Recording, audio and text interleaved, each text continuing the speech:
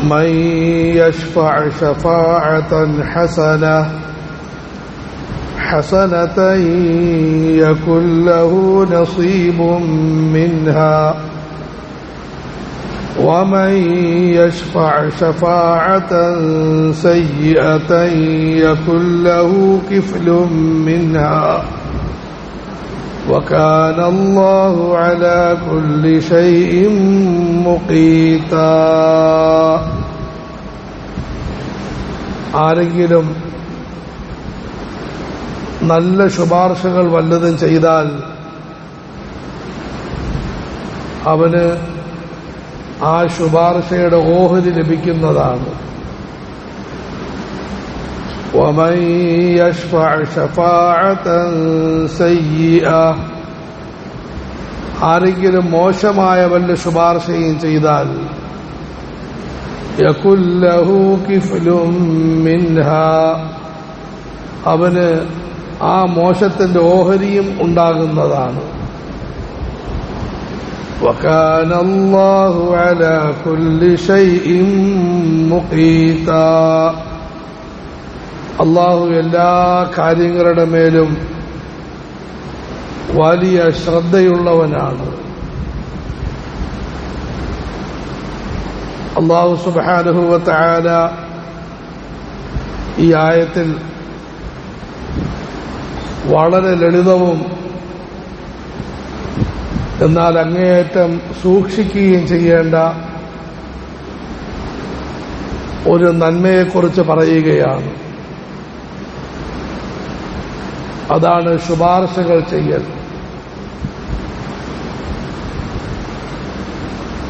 ശുപാർശ എന്നത് 3 നിലയിലാണ്. ഒന്ന്, നല്ല ആഗ്രഹങ്ങൾ, നല്ല പ്രതീക്ഷകൾ, നല്ല വിചാരങ്ങൾ പുലർത്തുക. ഉദാഹരണത്തിന്, ഈ സ്ഥാപനം നന്നാകണം, നിങ്ങളെല്ലാവരും വളരണം, ഉയരണം എന്ന് മനസ്സുകൊണ്ട് ആഗ്രഹിക്കുന്നത് ഒന്നാമത്തെ ശുപാർശയാണ്. രണ്ടാമത്തെ ശുപാർശ നാവുകൊണ്ടുള്ള ശുപാർശയാണ്. അത് 2 വിഭാഗമാണ്. ഒന്ന്, അള്ളാഹുവിനോടുള്ള ശുപാർശ. അതാണ് ആത്മാർത്ഥമായി ദുആ ചെയ്യൽ. റഹ്മാനായ റബ്ബേ, നിന്റെ വലിയ അനുഗ്രഹം കൊണ്ട് ഈ നാട്ടിലൊരു സ്ഥാപനം നൽകി, ഒരു മസ്ജിദ് നൽകി, മദ്രസ നൽകി.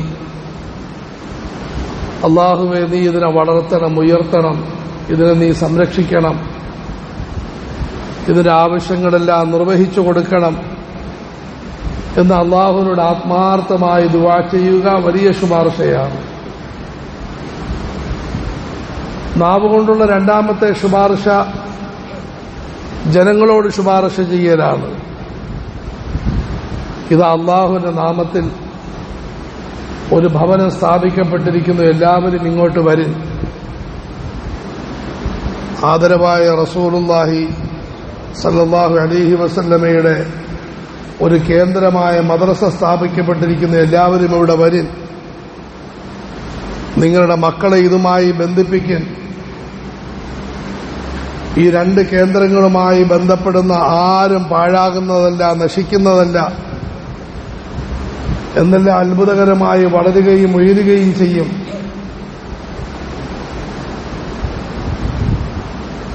നിങ്ങൾ ഈ മസ്ജിദിന് ആവശ്യമായ സഹായങ്ങൾ ചെയ്യൽ, മദ്രസയ്ക്ക് ആവശ്യമായ സേവനങ്ങൾ ചെയ്യൽ. ഇത് ഒരു ഉദാഹരണം എന്ന നിലയിൽ പറയുന്നുവെന്ന് മാത്രം. ഇതുപോലെ സാധുക്കളെ സഹായിക്കുക, രോഗികളെ ശുശ്രൂഷിക്കുക, ഇല്ലാത്തവർക്ക് വല്ലതും സമ്പാദിച്ചു കൊടുക്കുക, ഇതെല്ലാം ഇതിൽ പെടുന്നതാണ്.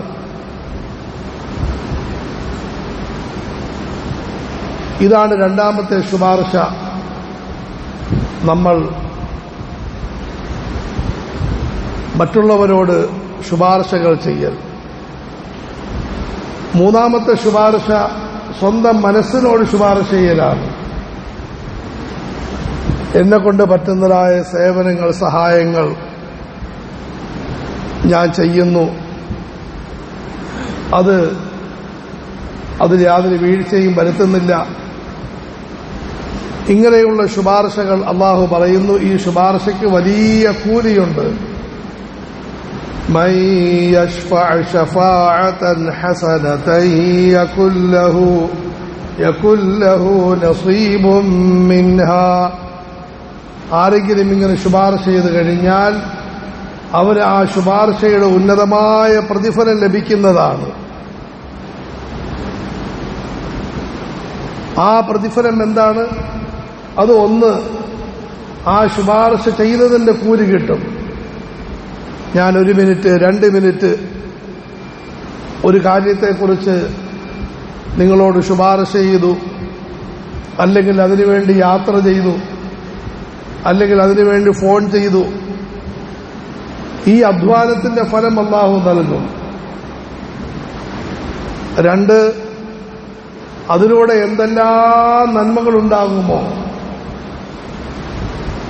ആ നന്മകൾക്ക് തത്തുല്യമായ കൂലി അല്ലാഹു നൽകും. എന്തൊരു കരുണയാണ് പടച്ചവന്. ആ നന്മ ചെയ്തവരുടെ നന്മയിലൊരു കുറവും വരുത്തുന്നതല്ല. റസൂലുള്ളാഹി സ്വല്ലല്ലാഹു അലൈഹി വസല്ലം പറളി അദ്ദാല്ലു അലൽ ഖൈരി കഫാഇലിഹി. നല്ല കാര്യങ്ങൾ കാണിച്ചു കൊടുക്കുന്നവർ അത് ചെയ്തവരെ പോലെയാണ്. നല്ല കാര്യങ്ങൾക്ക് പ്രേരിപ്പിച്ചു, നല്ല കാര്യങ്ങൾ കാണിച്ചു കൊടുത്തു, നല്ല വഴിയിലേക്ക് കൊണ്ടുപോയി ആക്കി. നമുക്ക് ഹാഫിളാകാൻ സാധിച്ചില്ല, നമ്മൾ മറ്റുള്ളവരെ ഹാഫിളാക്കാൻ വേണ്ടി പരിശ്രമിച്ചു. നമ്മൾ വലിയ നമസ്കാരക്കാരൊന്നുമായില്ല, പക്ഷേ ഫർദുകളെല്ലാം നമസ്കരിക്കുന്നുണ്ട്.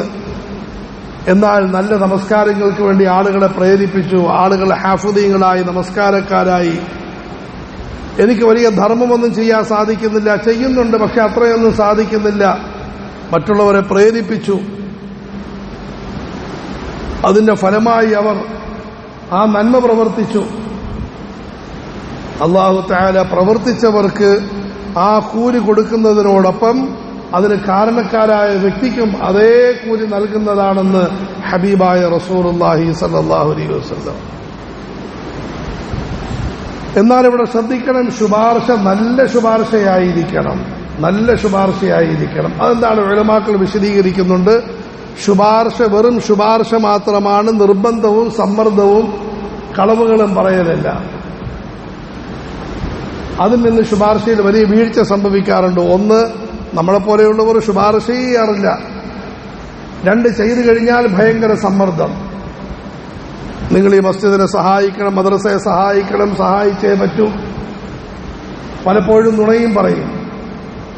ഇയാൾ ഇതിനു വേണ്ടി 1 ലക്ഷം രൂപ തന്നു, മറ്റേയാൾ 2 ലക്ഷം രൂപ തന്നു, മറ്റേയാൾ 3 ലക്ഷം രൂപ തന്നു, താങ്കളും 1 ലക്ഷം രൂപ തരണം. ഇതൊന്നും ശുപാർശയല്ല, ഇത് സമ്മർദ്ദമാണ്, നുണയാണ്. ശുപാർശ എന്ന് പറഞ്ഞാൽ എന്താണ്? ഇങ്ങനൊരു കാര്യമുണ്ട്, നിങ്ങൾ ചെയ്താൽ വളരെ നന്നായിരിക്കും. ചെയ്തു, അൽഹംദുലില്ലാ. ചെയ്തില്ല, എനിക്കൊരു കുഴപ്പവുമില്ല, പടച്ചവൻ കൂലി തരും. ആദരവായ റസൂലുള്ളാഹി സ്വല്ലല്ലാഹു അലൈഹി വസല്ലം അതിന് വ്യക്തമായ വിശദീകരണം പറഞ്ഞു. റസൂലുള്ളാഹി സ്വല്ലല്ലാഹു അലൈഹി വസല്ലമയുടെ അരികിൽ ആവശ്യക്കാരായ ആളുകൾ വരുമായിരുന്നു.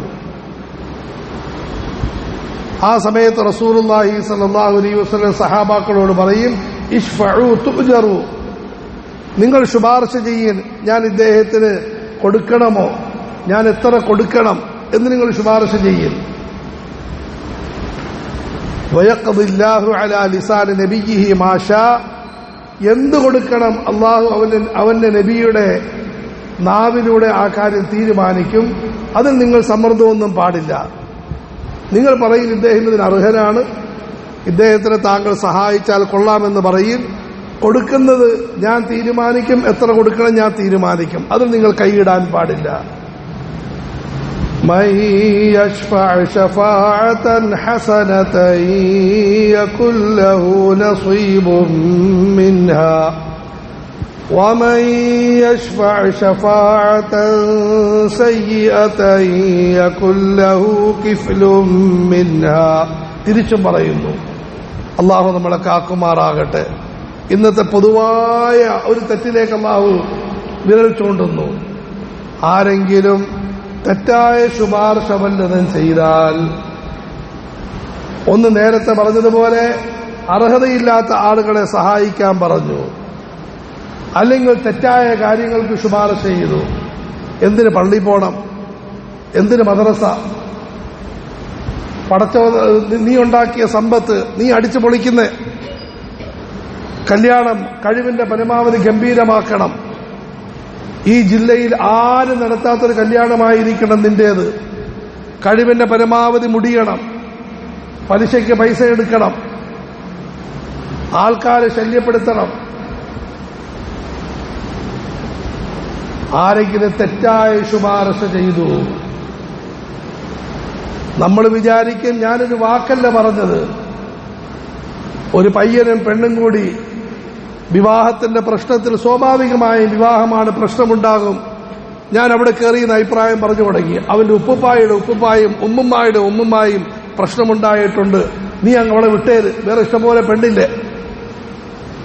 പറഞ്ഞത് ചെറിയൊരു വാക്ക്, പക്ഷെ അതിലൂടെ എന്തെല്ലാം കുഴപ്പങ്ങൾ ഉണ്ടാകുമോ അതിന്റെ ഓഹരി ഇവനുമുണ്ടാകുന്നതാണെന്ന് അല്ലാഹു തആല അറിയിക്കുന്നു.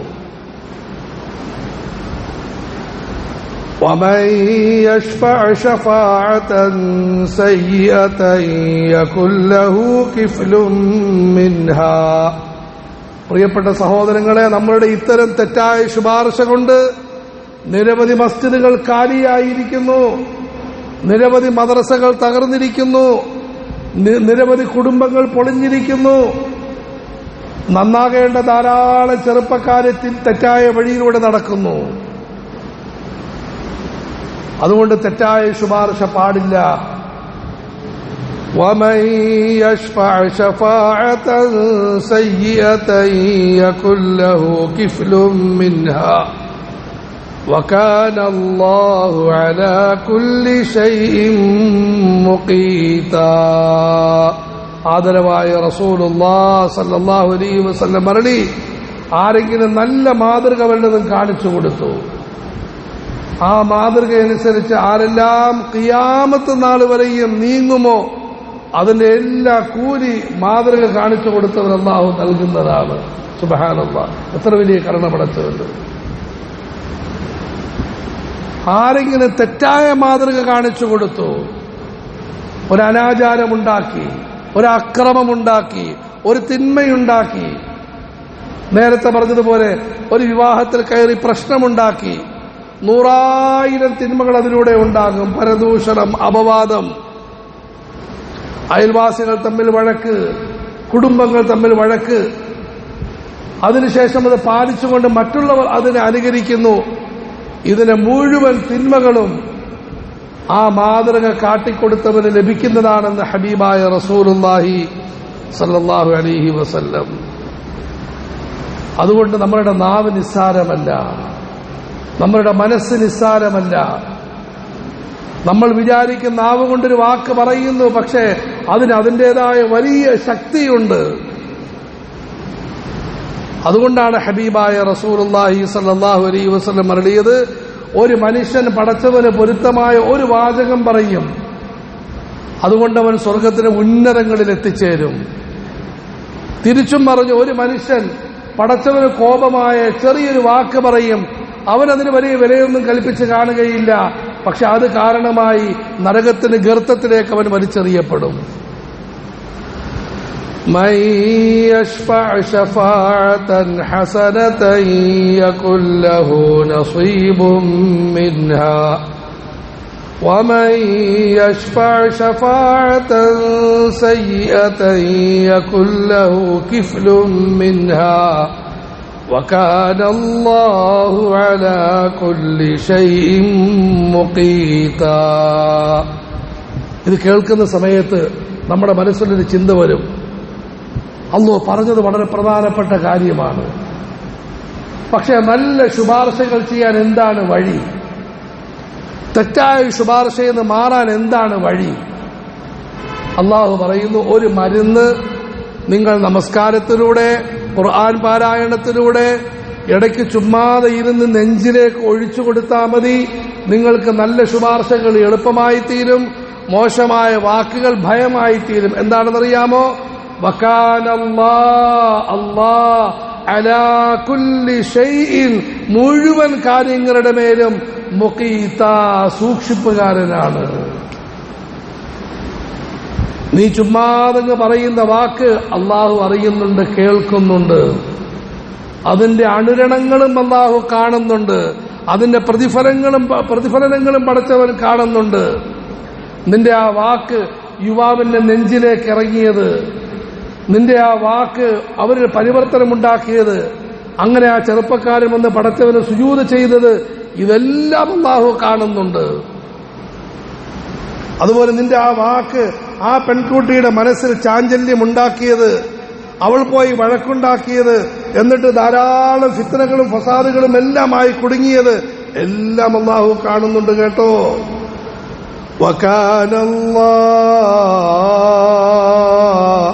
وكان الله على كل شيء مقيتا. അള്ളാഹു നമുക്ക് നല്ല ശുപാർശകൾ അധികമായി ചെയ്യാൻ തൗഫീഖ് നൽകുമാറാകട്ടെ. തെറ്റായ മുഴുവൻ ശുപാർശകളിൽ നിന്ന് അകന്നു കഴിയാൻ അള്ളാഹു തൗഫീഖ് നൽകുമാറാകട്ടെ. അതിന് ഈ ഒരു ഈമാനും ഉണ്ടാക്കിയെടുക്കാൻ എന്റെ ഓരോ വാക്കുകളും പടച്ചവൻ അറിയുന്നുണ്ട് എന്ന ബോധം അള്ളാഹു നമുക്ക് നൽകുമാറാകട്ടെ.